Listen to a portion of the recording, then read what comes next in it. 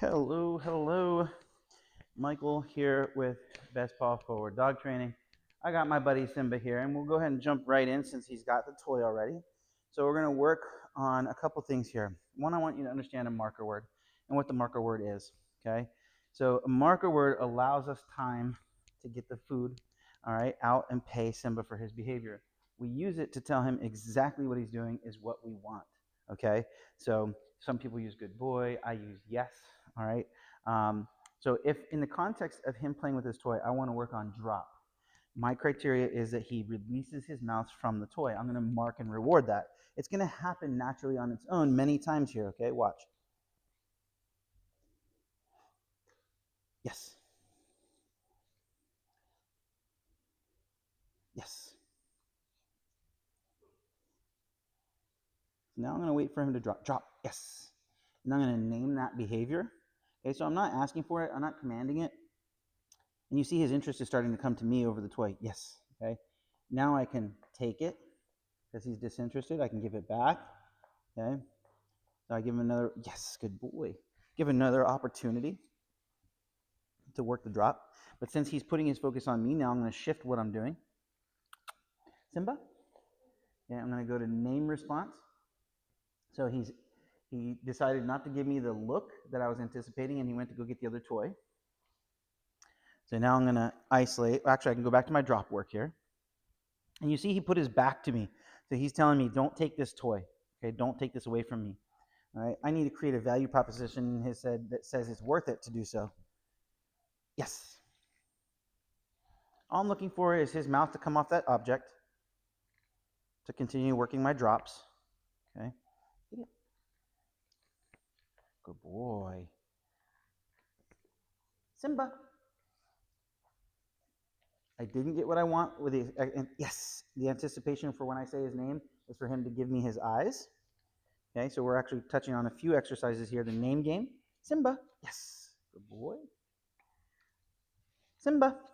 Yes. Good boy. Okay, so we're creating good name response and anticipation of something good happening. We can do that with the toy as well. Simba. Good boy. So he looks, and then I give him the toy. And instead of using my marker word that predicts food, I'm just using good boy for that praise. Okay, so here you see he's starting to nibble on my pants, and this is where I'm keeping the food. I'm going to remove that. Simba, good boy. And I'm going to give him the appropriate object. With puppies, they get overstimulated very quickly. So if we are playing mouthy tug games, and then look, I put my hands near his face, what ends up happening is that he'll put his mouth on my hand. That's because of me and where I put my hand. Now, bite inhibition, okay, is about control, all right? It's about him being soft with his mouth. So we get worried about this a lot of times because his teeth are sharp and that kind of stuff. We don't want him to hurt us. No, no. Okay, good boy. So I teach them how to be soft by not getting too worked up or upset and not getting in conflict with them. There you heard me just say, no, no. He took his mouth off. I marked and rewarded for him taking his mouth off my hand. Okay? What you don't want to do is constantly be doing stuff to him that makes him want to mouth you. Simba. You want to be very cognizant of what those things are. Okay? So that you're not doing them. For example, he's not asking for me to pet him right now. Watch what happens when I go to pet him. Look at the first thing he does is put his mouth on something. Okay? And then he goes into submissive posture. So I go to what's appropriate. Good boy. Drop.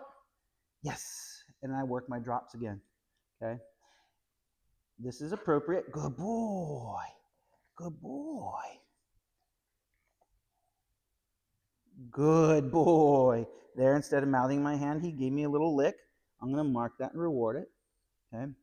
So you want to spend time thinking about yourself as your guide for your puppy. So in this exercise, we did name game. We worked drop. I'm rewarding him and building value on the place object. Okay? And then I'm just setting myself up to succeed by having leash management here in place. Simba. Yeah, good boy. Sit. Yes, good boy. Good boy.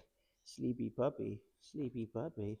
Okay, so I gave him something appropriate to put his mouth on, then I pet him. Now look, notice, when I go to pet him, what does he do? He mouths me. He says, stop, I wasn't asking for that. Okay? So Simba, drop.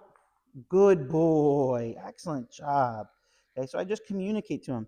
A lot of times when we have children, they get panicked, they pull their hand away real rapidly, and it creates this kind of prey response that attracts the puppy to doing it more and more, and we don't want that, okay? I do want to teach them to have a soft mouth, okay? Simba, drop. Good boy. Good boy. And then to teach acceptance, that's something different. Okay. I want to set myself up to succeed here. So here he's trying to mouth me to say, stop touching my face. Okay. And I'm going to say very lovingly and gently, no, I'm sorry. I'm going to keep doing it because I need to. Okay. And you see how I'm kind of just like blocking very lightly here and touching, just not letting him mouth me. Okay, until he realizes that behavior doesn't work. So he just placed that behavior on the cot itself, and I can help him by guiding it on back onto the rope. Okay, so we're their guide. We're their guide in this process and then navigating this how-to. Okay, come, one last thing, recalls. We want to charge up. We want to be real excitable. Yes, good boy. And we're moving. Yes, good boy. Away. While, yes, good boy, reinforcing, okay? So you saw sit, you saw place, you saw recall, you saw bite, ambition, and drop. Thank you so much for joining. I want you to practice these things at home, try them, come up with questions, and I'll see you on the next one.